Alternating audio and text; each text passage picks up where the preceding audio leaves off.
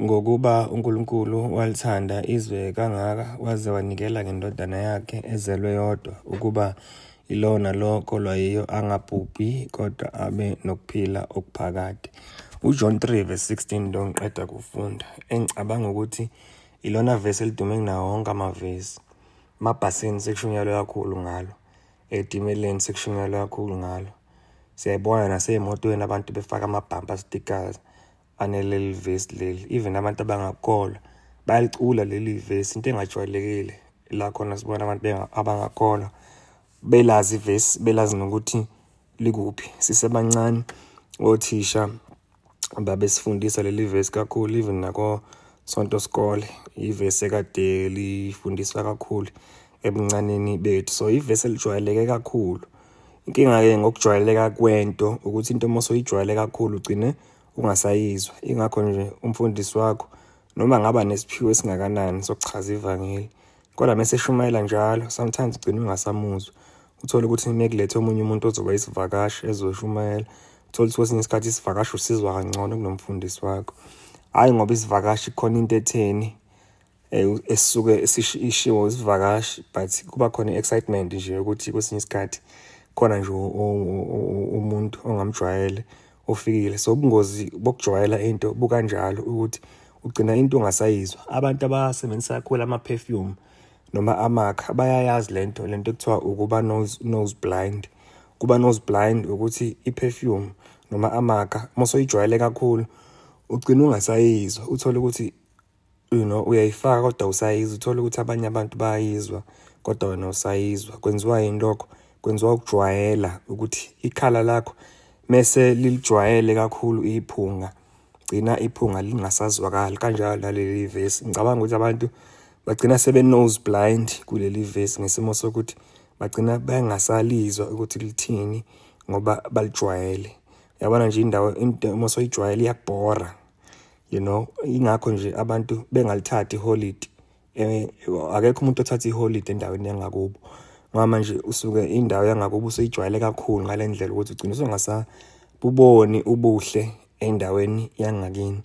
Yabona njengoba iCape Town inhle kanje, abantu base-Cape Town abalithatheli iholiday eCape Town, balithathela kwenye indawo ngoba sebeyijwayele kakhulu iCape Town, so abasaboni ubuhle beCape Town.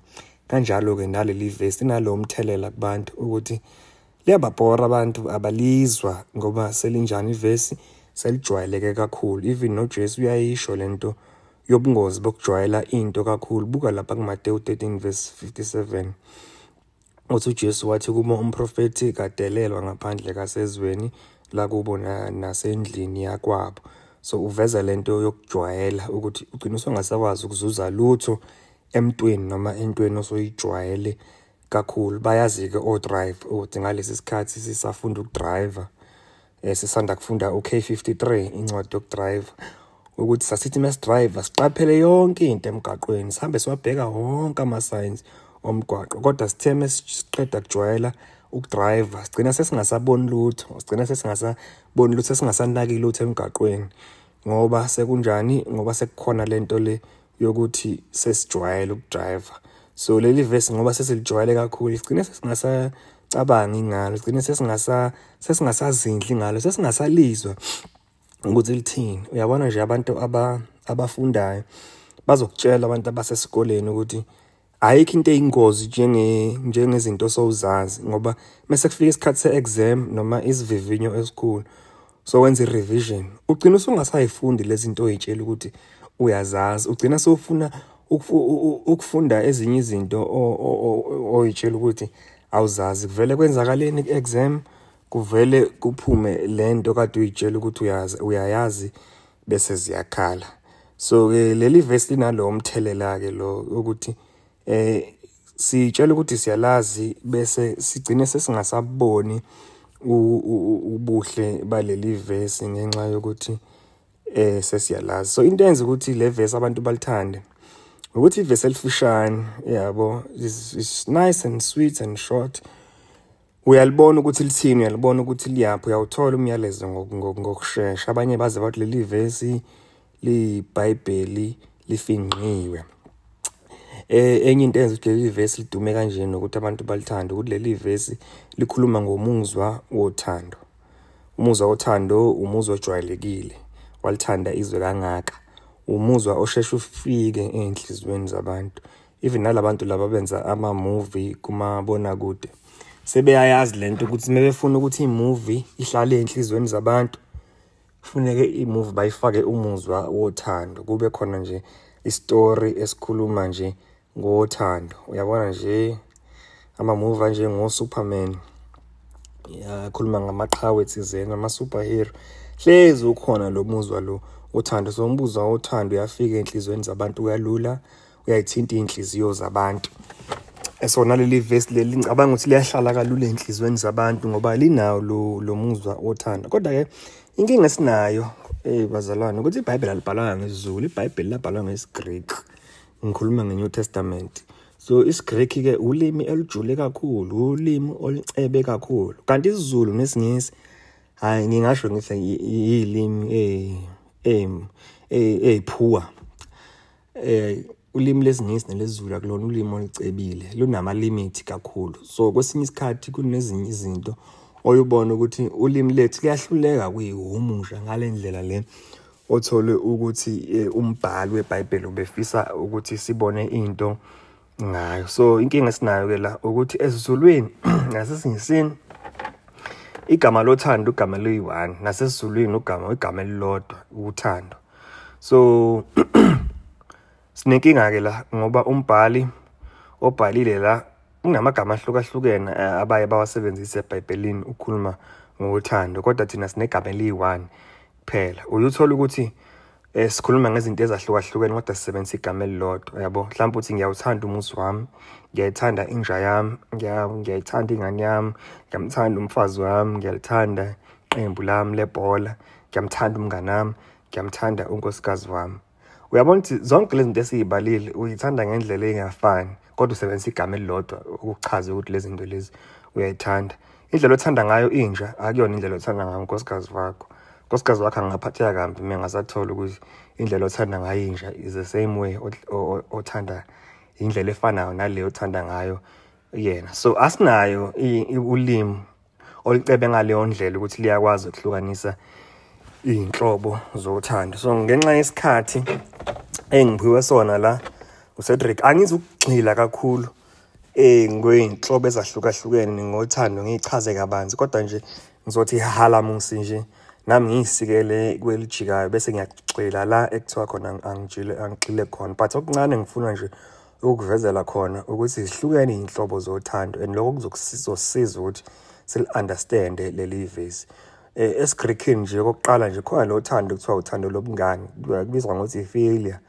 Uyabo, lo thando lesilibona phakathi kukaDavide noJonathan.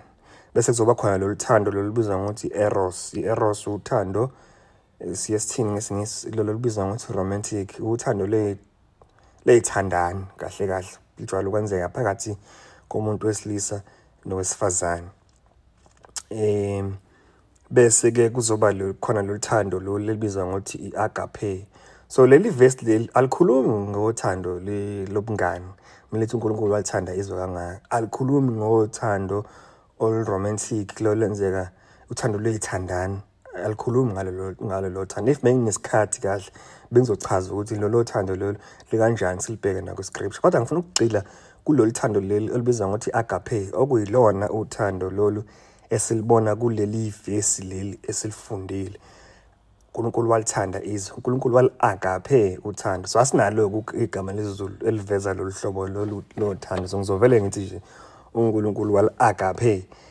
Kusho ukuthini uku-agape, noma lisho ukuthini leli uthando leli esilibona la kuJohn 3:16? Lisho ukuzinikela, lisho ukuthembeka.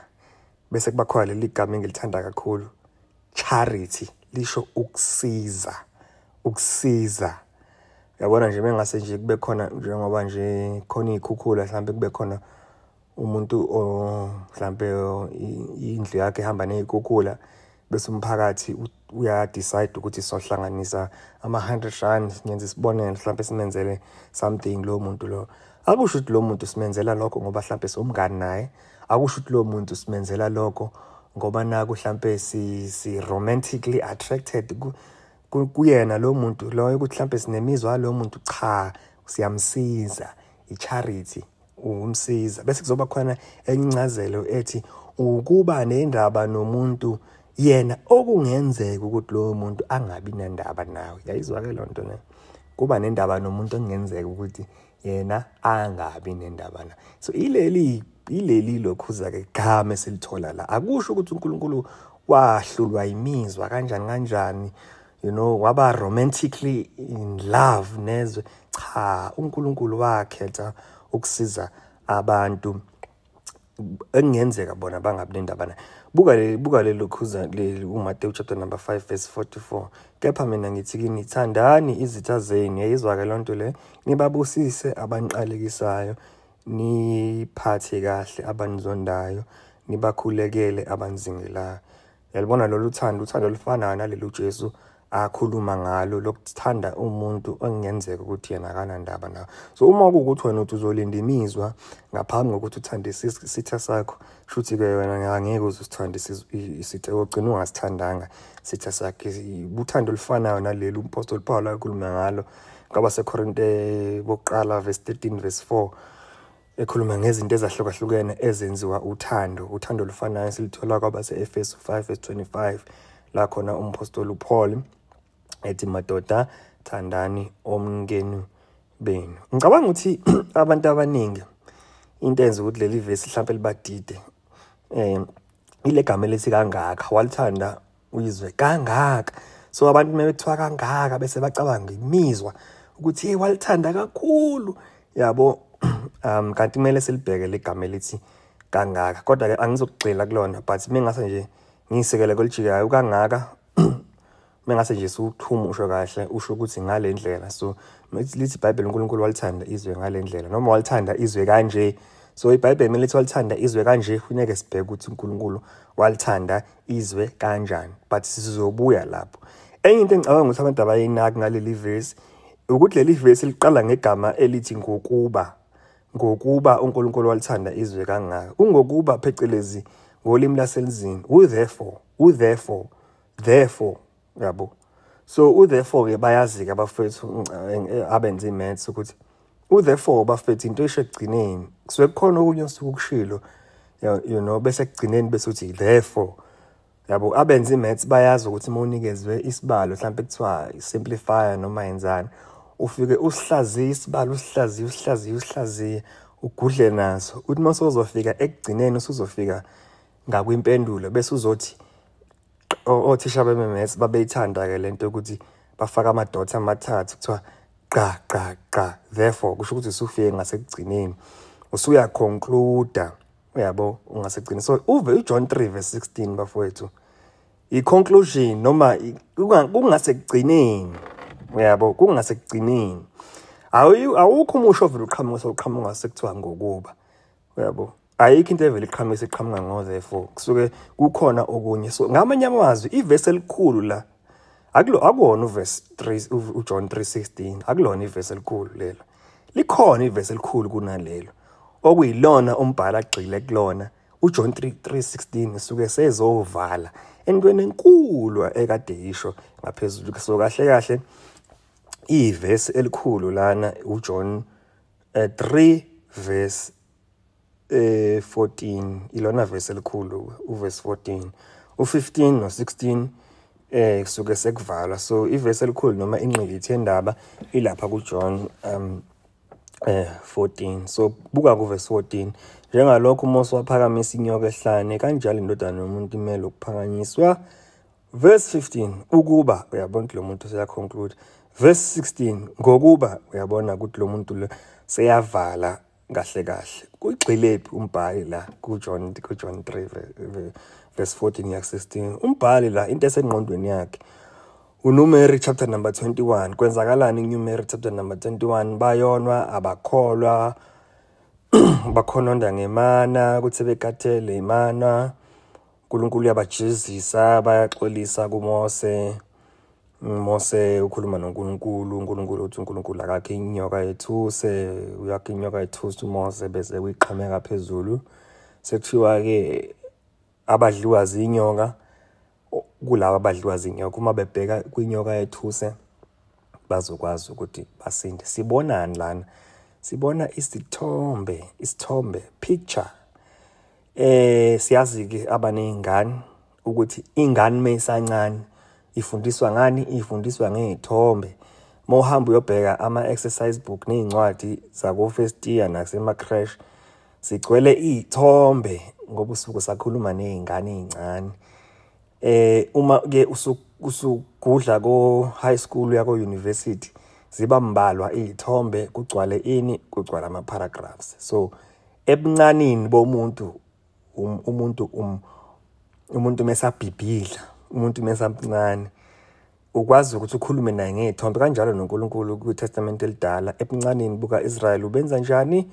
Ubekhuluma nabo ngey'thombe ngevangeli, uyabo, ebavezela ngey'thombe. Ingakho nje umbhalo wabaseHebheru masufundwa kwabaseHebheru uyabatshela ukuthi iy'khathi sey'thombe sey'dlulile manje. Isikhathi sey'thombe sekumele ngabe manje bayabashumayeli, kodwa bona basafuna ukubuyela back, babambelele kwiy'thombe, basabambelele kwi-immaturity.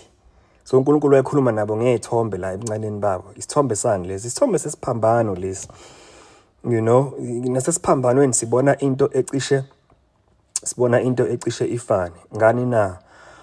Ngokuthi abantu bonile babulawa isono, kodwa uNkulunkulu ubenzelile inyoka yethuse. Kodwa inyoka yethuse eyamanje noma inyoka yethuse kuyiyona egcwalisa imbhalo sekuJesu Kristu, kuyena uJesu Kristu ophakanyisiwe esiphambanweni ukuze uma abantu bebheka kuyena uJesu Kristu basinde. So ilokhuza-ke leli verse leli lisivezela lokho ukuthi uNkulunkulu uJesu umphakamisile esiphambanweni ukuze laba ababheka kuye uJesu Kristu spiritually speaking bayakwazi ukuthi basinde ngendlela efanayo abantwana baka-Israyeli abasinda ngayo ngenkathi bebheka inyoka yethuse eyayibekwe uMose. So uJesu wenziwa isiqalekiso ukuze abantu ababheka kuye bakwazi ukuthi basinde. Umqondo ofanayo nalosho umpostoli uPaul kwabaseGalatia 3 verse 13, Kristu wasihlenga esiqalekisweni somthetho abenziwe isiqalekiso ngenxa yethu, ngokuba kulotshiwe ukuthi baqalekisiwe bonke abalenga emthini. Amen. So ke leli verse ke ilona ke verse likhulu ngempela leli verse. Likhulu leli verse. Anginankinga nokuthi lidumile, likhulu ngoba liqukethe indaba enkulu. So limele leli verse ukushunyela emabhasini, limele ukushunyela etimeleni, limelwe ukuthi leli verse ukhulunywe ngalo komabona kude nothisha bakhulume ngalo ey'nkoleni ngoba uNkulunkulu ubathandile abantu, uNkulunkulu ubasizile abantu. UJesu lengise esiphambanweni, waphakanyiswa esiphambanweni njengalokhu uMose naye waphakamisa esiphambanweni inyoka yethusi ukuze abantu bakholwe. Namanje ke sinyaka isiphelile iminyaka ey'nkulungwane ey'mbili uJesu waphakanyiswa esiphambanweni, kodwa lokho akusho ukuthi uNkulunkulu akasabasiza abantu. uNkulunkulu usabasiza abantu namanje uma kuwukuthi abantu bayawabhekisa amehlo abo kuJesu, amehlo kamoya bewabhekisa kuJesu, becela kuye uJesu usizo. uNkulunkulu uyakwazi, uNkulunkulu abasiza, uNkulunkulu uyakwazi ukuthi abantu abahlenge ezonweni, uNkulunkulu uyakwazi ukuthi abantu baguqule iy'nhliziyo, abanikeze ukuphila okuphakathi. So namhlanje sisawumemezela wona lo myalezo lo ukuthi uNkulunkulu uyivulile izandla zakhe, sengabasiza abantu uma abantu bephenduka ezonweni zabo bekholwa iNkosi uJesu. Amen.